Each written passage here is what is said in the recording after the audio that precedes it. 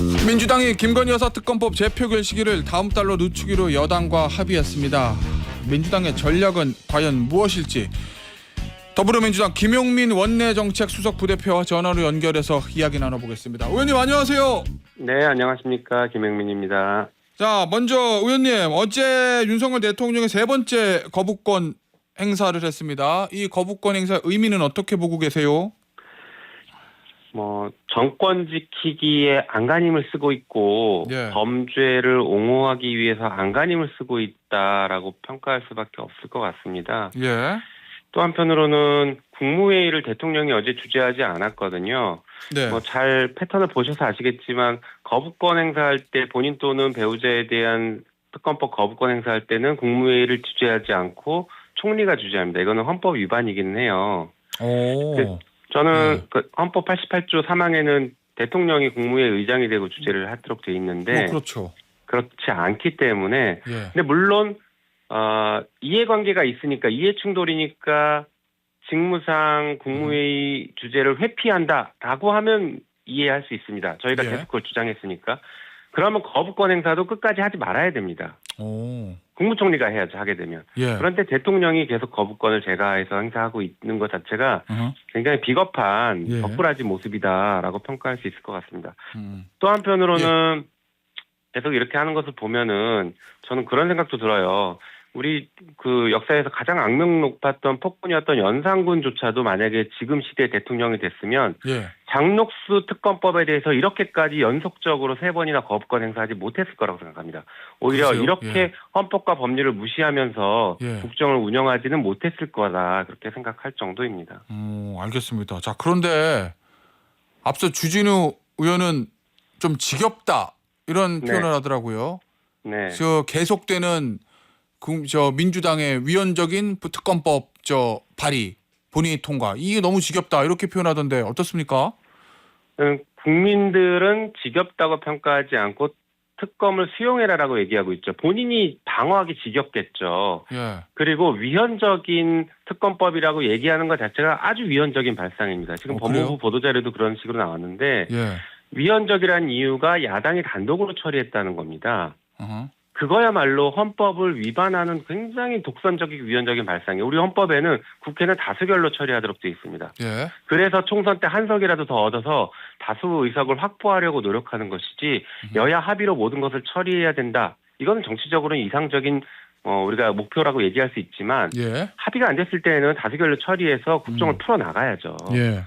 그런데 그것을 계속 대통령이 거부권을 행사하면서 범죄를 지키려고 하는 그 행태가 사실은 국민들께 피로감을 주시는 것이고 굉장히 불쾌하고 오히려 지겨운 일들이죠. 저는 역대 이렇게 자기와 자기 배우자 가족 사건에 대해서 이렇게 거부권 행사하는 정권을 본 적이 없습니다. 예, 알겠습니다. 어쨌든 이 최근에 있어도 두 번은 패턴이 똑같아요, 의원님. 그럼 네. 이제 세 번째입니다. 결국 이제 재의결인데 원래 내일 하기로 했었잖아요. 네. 이거 한 2주 정도, 4달 10일이니까 그렇게 연기를 한 이유는 뭡니까? 민주당 입장에서. 저희 입장에서는 여러 가지 이제 의견들이 나오기는 했는데 예.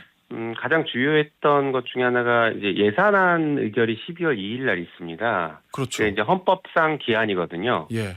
헌법에 12월 2일까지 예산안을 처리하도록 돼 있기 때문에 예. 사실은 지금 예산안 처리에 국회가 굉장히 바쁜 상태예요. 예. 그래서 저희도 예산에 지금은 좀 집중할 때가 아니냐, 법정 예. 기한을 준수하기 위해서 예산에 집중하고 그 이후에 처리하는 것이 어떻겠느냐 이런 내부 논의들이 있었습니다. 그래서 이렇게 결정을 한 것이 있고요. 예. 또 부수적인 몇 가지 이유들이 있는데 말씀드리면은 예. 예를 들면 이제 검사 탄핵 같은 경우도 저희가 추진하려고 하는데 예. 검사 탄핵 일정과 재의결 일정을 굳이 이렇게 너무 똑같이 맞출 필요는 없지 않느냐 이런 문제 제기를 하는 분들도 있었고 예. 그리고 이제 상설특검이 진행이 되는 것은 저희가 별도의 병행으로 추진하고 있는 것인데 예. 상설특검 일정 등 여러 가지 이제 이런 것들을 고려해야 된다라는 의견들이 있어서 자연스럽게 좀 늦추게 된 것 같습니다. 의원님, 그런데 의원님이 말씀해 주신 이유들보다 언론은 다른 거를 주목하던데. 그러니까. 당연히 그럴 수 있죠. 예. 저희가 그거를 부정하지는 않을 겁니다. 아, 그것도 맞아요? 왜냐하면 예. 그거는 이제 정치적인 어떤 부수적인 효과일 수 있는 것이죠. 그러니까 예. 쉽게 말해서 여당의 이탈표를 더 끌어내기 위해서 더 늦춘 것 아니냐라는 이제 언론의 분석과 국민들께서 그렇게 생각하시는 분들도 많을 거라고 저는 봅니다. 예. 말씀드리지만 그런 걸 저희가 부인하진 않지만 아하. 그게 오로지 목표는 아니었다. 이제 부수적인 효과일 수는 있죠. 예. 민주당 아까 말씀드린 네네. 예. 민주당 입장에서는 이거를 통과시키는 게 최우선 목표일 거 아니에요. 당연히 민주당 입장에서는. 자, 굉장히 중요한 목표죠. 그러면은 이제 10일로 연기됐어요. 그럼 실제로 28일 했을 때보다 그동안에 한 2주 동안 국민의힘 내에서 막 분란이 더 일어나가지고 이탈표가 더 많이 늘어날 수 있다라고 현실적으로 그런 일이 발생할 거다 기대는 하십니까? 저는 개인적인 이탈표가 발생하는 것에 대해서는 한계가 있다고 봅니다. 예. 뭐 분란이 있건 없건, 예. 국민의힘에 분란이 있건 없건, 그것보다는 예. 예를 들면 친한계라고 분류되는 이 세력들이 예. 결국에는 조직적으로 반발하고 조직적인 이탈을 통해서 예. 그래도 국민의 명령에 국민의 목소리에 귀를 기울이고 정상화시키자라고 결단을 하는 순간이 필요한 거라고 보거든요. 그런데 그 결단을 위한 순간이 이미 했을 수도 있겠지만 예. 여지껏 언론에 비친 모습을 보면은 하지 못한 것 같아요. 특히 한동훈 대표가 결단을 해야 되는데 한동훈 대표는 결단할 것처럼 하다가 갑자기 꼬리를 내렸습니다. 예. 그래서 지금 이런 상황들을 보면은 조직적인 이탈은 아직은 쉽지 않아 보인다라는 생각은 하는데 예. 조금 시간이 지나면 한동훈 대표의 결단을 촉구하는 의원들이 한동훈 대표 의사와 상관없이 실행을 할 수도 있다. 뭐 이렇게 분석을 하기도 합니다. 그러면 소위 말하는 친한기 의원 몇 명이 자 이거 특검법 통과시켜야 됩니다. 한 대표 결단하십시오. 이렇게 할 수도 있단 말씀이세요?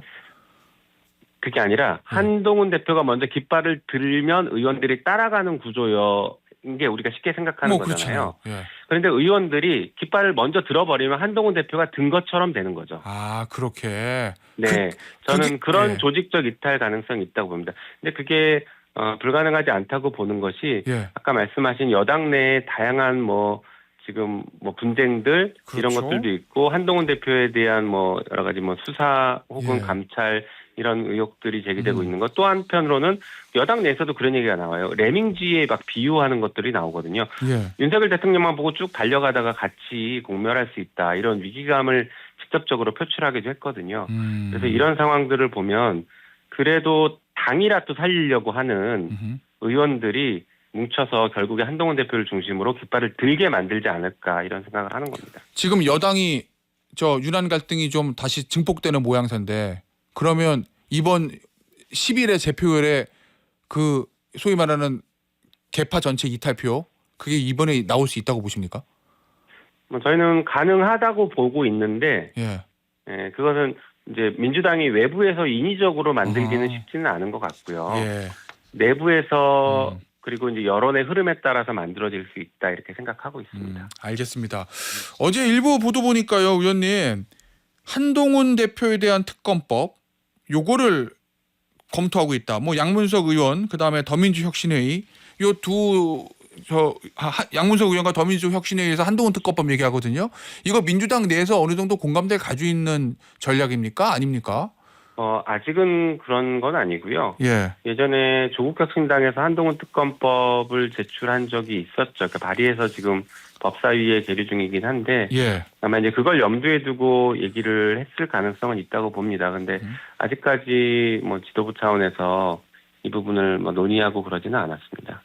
알겠습니다. 저희가 검토를 할 수 있는 사안이기는 하죠. 전혀 배제한다 이렇게 말씀드릴 건 아닌 건데 본격적으로 논의하지는 않은 건 맞습니다. 알겠습니다. 의원님, 앞서 이제 주진우 의원 인터뷰 때 제가 이제 위중교사 1심 선고 결과에 대해서 물었는데 주진우 의원은 2심에서 뒤집힐 수 있고 그리고 이제 이게 위중교사가 활성화되는 지옥문을 연 판결이다. 이런 표현을 했거든요. 어떻게 보세요? 2심 전망? 네, 당연히 잘 준비해서 2심을 항소심을 가야 된다고 생각하고요. 저는 오히려 검찰이 이런 사안은 항소를 포기해야 된다고 봅니다. 그래요? 이게 이제 첫 번째 얘기고요. 예. 그리고 이제 지금 국민의힘이나 좀 전에 주진우 의원도 그렇지만 한 가지 지금 오류를 범하고 있는 게 이겁니다. 위증과 위증 교사가 마치 세트인 것처럼 위증이 있으면 항상 위증 교사가 있는 것처럼 전제하고 얘기를 하는 것이거든요. 예. 그렇지 않습니다. 위증은 독립된 범죄예요. 네. 그러니까 뇌물은 뇌물 준 사람과 받은 사람이 같이 범죄가 성립되는 구조인데 예. 위증과 위증교사는 다릅니다. 절도와 절도교사가 다른 것처럼 예. 그렇잖아요. 예. 그래서 위증이 있더라도 항상 위증교사가 있는 건 아닌데 이 법원은 지금 그렇게 판단한 겁니다. 위증교사가 아니다. 예를 들어서 그러니까 대화한 내용이나 증언을 부탁했던 내용들을 보면 예. 위증을 부탁하지 않거든요. 와서 증언해달라. 예. 그런데 위증했다고 판단이 받았던 이 김진성 씨가 하는 얘기, 뭔가를 특정한 사안에 대해서 물어보니까 잘 모르니까 예. 굳이 거기에 대해서 더 질문을 하거나 거기에 대해서 더 증언해달라는 부탁을 안 하거든요. 그렇게 해야 이제 위증이 되는 것이거든요. 예. 모른다고 했는데, 그거는 사실 이러니까 이렇게 증언해 주세요라고 하면 그게 위증 교사가 되죠. 그렇지만 모른다고 하니까 거기서 딱 멈춥니다. 이게 법원 판결에 나오는 이유였어요. 이래서 위증 교사가 아니다. 그래서 위증 교사의 문이 열렸다라는 것은 잘못된 것입니다. 알겠습니다. 자, 의원님 마지막 질문이 될 것 같은데요. 이 선거법 관련해 가지고 민주당에서 그 문제가 됐던 이재명 대표의 유죄 선고의 근거가 됐던 그 선거법 조항들에 대해서 위헌법률 심판 재청 시청을 검토한다. 이런 얘기가 어제부터 솔솔 나오기 시작하는데 의원님 의견은 어떻습니까? 저희는 검토하지는 않고 있고요. 예. 항소심에서 재판 절차를 통해서 바로 잡힐 거라고 기대하고 있습니다. 아, 그래요? 예. 네. 한편 예. 이제 같은 맥락인데 지금 굉장히 중요한 것은 예. 정치의 사법화를 이제 좀 중단해야 된다는 것입니다. 예. 정치인에 대한 심판은 국민에게 심판권을 되돌려 드려야지 특정 소수의 사법 관료들이 심판해서 아예 국민의 선택권 자체를 배제하는 이런 구조는 예. 그건 사법부만의 문제가 아니라 입법부도 같이 그동안 동조했기 때문에 이런 현상들이 벌어지는 것인데 예. 잘못된 거죠. 국민주권에 반하는 것입니다. 국민이 선택하고 국민이 직접 심판할 수 있게 만드는 구조가 예. 바람직한 구조라고 생각합니다. 자, 그러면 한 30초 남았는데 각 당에서요. 선거 네. 끝나고 나서 그다음에 의정 활동 중에 서로 막 고소 고발하고 막 이러잖아요. 네. 그래서 여의도 문제를 서초동으로 가져가고는 하잖아요, 의원님. 네. 이거 자체를 좀 이제 지양하자 이런 말씀이세요? 그렇죠. 여야 다? 보통은 같이 고소고발 취하하고요. 예. 그다음에 법도 바꿔서 정치 혐오를 부추기는 법이 아니라 예. 정치를 살리는 법으로 만들어서 그게 국민주권에 맞게 부합하게 만드는 구조, 법을 좀 바꿔야 된다고 생각합니다. 알겠습니다. 의원님, 오늘 인터뷰 여기서 마무리하도록 하겠습니다. 지금까지 더불어민주당 원내 정책수석 부대표인 김용민 의원이었습니다. 의원님 감사합니다. 네, 고맙습니다.